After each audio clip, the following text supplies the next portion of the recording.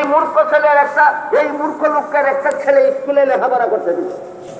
ছেলেটা ছিল অত্যন্ত মেধাবী, 10 বছর লেখাপড়া করে এসএসসি পরীক্ষা দিয়ে ফার্স্ট ডিভিশন ফার্স্ট বয় হয়ে পাস করলো।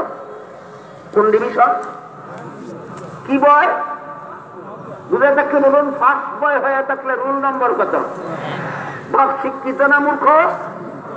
মূর্খ পাবে, কিন্তু রোল নম্বরে 1 হইলে পরীক্ষার নম্বর বেশি পায় না রোল নম্বর 10 হইলে পরীক্ষার নম্বর বেশি পায়?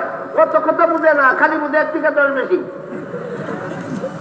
ফল ঘোষণার পরে গুয়ার ভাবে, শিক্ষিত ভাবে না গুয়ার ভাবে? ফল ঘোষণার পরে গণ্ড মূর্খ পাবে ছেলেরা জিজ্ঞাসা করে, পরীক্ষা যে দিয়াছিল পাস করছ? কয় পাস করছি। কত নম্বরে? 1 নম্বরে। কয় সর্বনাশ করছ? কয় কি সর্বনাশ? কয় পাশের বাড়ির ছেলেটা তোর সাথে পরীক্ষা দিয়া সে 10 নম্বরে পাস করছে, তুই এত কম নম্বরে পাস করলে কেন? এই গোয়ারে অশিক্ষিত গোয়ারে যেমন বুঝে না 10 নম্বরে ভাগ করলে নম্বর বেশি পায় না 1 নম্বরে ভাগ করলে নম্বর বেশি পায়, ঠিক তেমনি ভাবে ওই সমস্ত বান্দরের বাচ্চারাও বুঝে না ছেলে 2 অংশ পাইয়া বেশি পায় না মেয়ে 1 অংশ পাইয়া বেশি পায়।